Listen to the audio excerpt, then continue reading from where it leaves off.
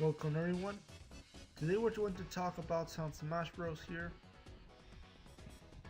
and we're going to talk about the controversy between the for fun mode and for glory mode, because many people thinks that the for glory mode is not really needed for this next Smash Bros. And I'm going to tell you why it is really needed, because there is a very big difference between those two modes. Okay, let's start for fun mode. And for fun mode, you're going to have all these stages in the way they're meant to be in the game, like in the past games, with some things moving around, with many platforms, another stage in the up air, and many other stuff that is moving around the stage.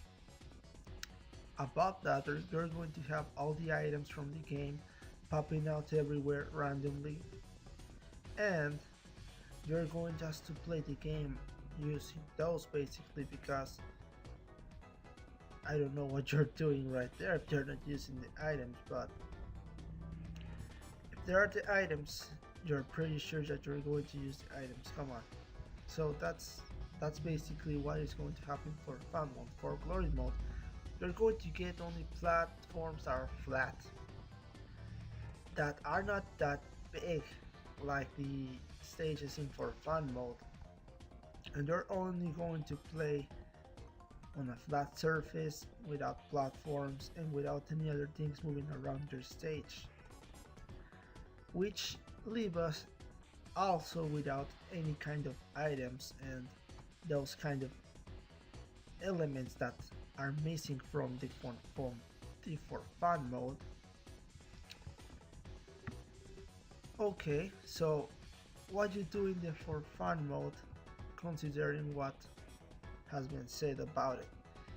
If you're only going to have items around this stage and basically all kinds of stuff moving around, that means that you only need to use the items there to win and to play the game.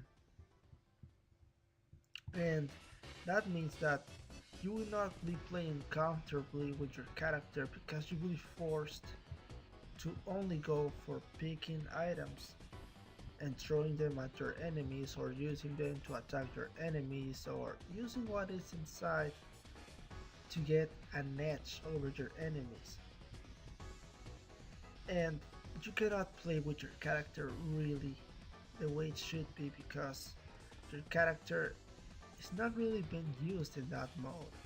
You're only using items and all kinds of funny stuff to win these matches, which means you are not using skill and you are not using your character to the full potential, which means you are playing the game, sorry, casually. And that's what really distinguishes for fun from for glory, because in for glory mode you don't have any kind of issues on the stage or stuff hanging around, and you only need to use your skills to actually win. What I mean by skills, that you need to train yourself to play that kind of game mode. If you're going to use a character, you need to use the character properly, and for that you need to examine the character, learn how to use the character, and you need to use it wisely. At the same time, you need to use it with a little combo you need to have right there, because you're only going to rely on your character when you're playing in for glory mode. In for glory mode, you don't use items, so you only need to attack the other person with what you know, which is the moves of your character, the combos of your character, and the edges your character has over the other one. If there is an advantage you have to your disposal, you know you're going to use it in that mode, because that is basically how for glory mode works. You really need to train and to use special techniques too that are called techniques in the game that are hidden that you can exploit, and sometimes you can use them to your own advantage, completely completely winning against a person who doesn't use them at all. Like, there is a very big gap in between the persons who play the game casually and the persons who play the game competitively, because the persons who play the game casually don't know many techniques that the pros know in this game. For an example, I'm pretty sure that there is going to be the techniques called weight dash, L cancel, and edge grab.